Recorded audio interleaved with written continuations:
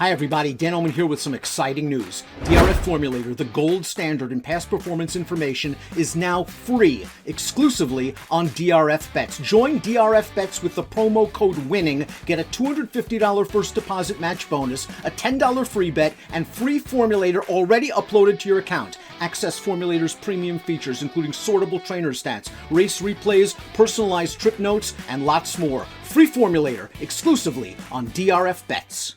Hi everyone, I'm David Aragona, and welcome to the February 16th edition of Horses to Watch, where we carefully analyze some trips from the last week, looking for horses that might have encountered adversity and could be worth betting back when they run back in the future. Going to veer away from the topics that I've been talking about in the last couple editions of this show, a lot of track biases, or we're looking for horses that have been against situations where the track is playing a certain way and they get trips that are different from that. Not the case this week. We didn't really have any strong track biases at Aqueduct, where I typically pull replays from, or other tracks that I was looking at. So we're going to change gears and just focus on some lightly raced 3-year-olds that ran in maiden races, didn't win, but might be worth following down the line. The first of those that I want to talk about takes place in a race from Aqueduct last Saturday, February 12th.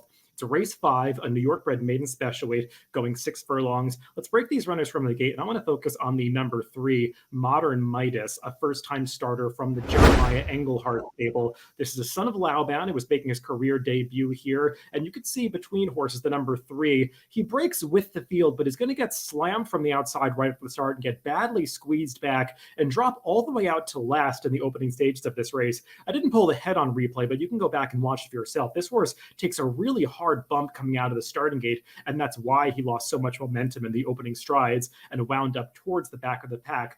The winner of this race is the one that most people took notice of, the number 2, Best Idea, Todd Pletcher trainee, who shipped up from Florida. And he is impressive winning this race by over 5 lengths. This was a fast maiden affair, and that's a horse that you probably do want to follow. But I also would check out that number 3, Modern Midas, who I'm highlighting. He's all the way to the right of your screen right now, starting to make up ground along the inside in those blue silks. And the thing that I liked about this horse was that he never stopped trying, even after that poor beginning, getting sandwiched and bumped at the start. He does a lot of hard work to try to get back into this race here. And as they turn into the stretch, you can see he's just covered in dirt, took a lot of kickback, and his head is turned to the right a little bit. Like he's not loving even running into the kickback here as he's trying to pass horses through the lane. He's also hanging on his wrong left lead through the stretch, never changes over to his correct right lead in the final quarter mile of this race. So just did some things a little bit wrong for a first-time starter, things that will probably be corrected down the line when he makes a future start. But he still ran on well to be 4th in this race and earned a respectable speed figure. I think he got a buyer in the 60s, so definitely the kind of number that he can build on in his second start. I think I mentioned he's a son of Laoban. There is some turf on the dam side, also a bit of pedigree to eventually stretch out in distance, so I think he's one that might have a bit more ability than the result would indicate in his debut. I was looking at some of his workouts prior to this race. I believe his workout prior to this debut was in company with a horse Cut the Cord that Jeremiah Engelhardt did run in a stakes race, the Gander Stakes, later on the card. So I would imagine that there were some hopes for this horse prior to his first start, even though he went off at 12-1 odds. And I think we're going to see a better effort from Modern Midas when he makes his second career start.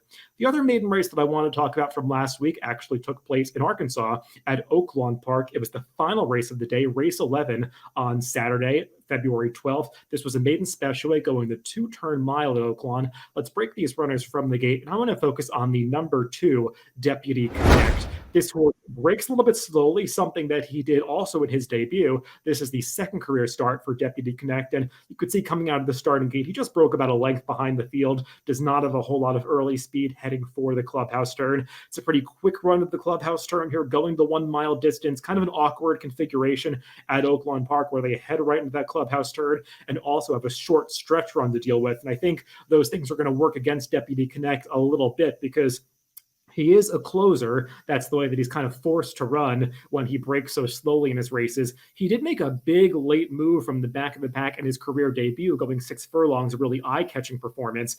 This race, though, he can't really start the run as early as he did last time because you can see here, he's kind of held up in traffic. He's got run towards the back of the pack. There he is in the red silks, the number 2 horse traveling on the inside, second from last. And his rider is going to try to move up at a few different points, Francisco Arrieta, but he's just got no place to go. He's stuck in traffic, racing down on the inside, and the race is really developing towards the front end. I should note there is a visually impressive winner of this race, the number 4, We the People, a first-time starter for Windstar and Rodolphe Brissett, who's going to run off and win this race by over 5 lengths. But check out Deputy Connect all the way towards the back of the pack. He's now been shuffled back to last place, is way out of position, and at this point, there's less than a quarter mile to go because they already have that short stretch to work with at Oaklawn Park. But this horse is going to make a pretty big move right here to get up into second place.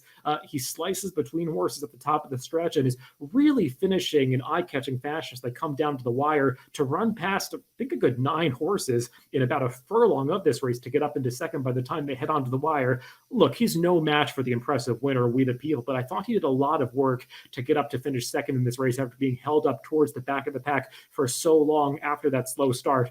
Horses like this, you do want them to eventually figure out the break and the start of the races, because if they keep breaking slowly, they're always going to be up against it and have to use the steep closing running style, which is not ideal in any kind of race on the dirt. But this was just the second start for Deputy Connect. If he can finally learn how to break cleanly, I think we could finally see a better performance from him. And he's run well in both career starts, and I think this is one that does have some promise for Brad Cox, but he does have to put everything together at the starting gate to fulfill his full potential. So those are only the only horses to watch for this week, just 2 of them. If you want to follow these horses in the future, you can add them to your horse watch on DRF.com and get email notifications when these horses run back in the future. Thanks for tuning in this week, and make sure to catch future episodes of Horses to Watch on upcoming Wednesdays.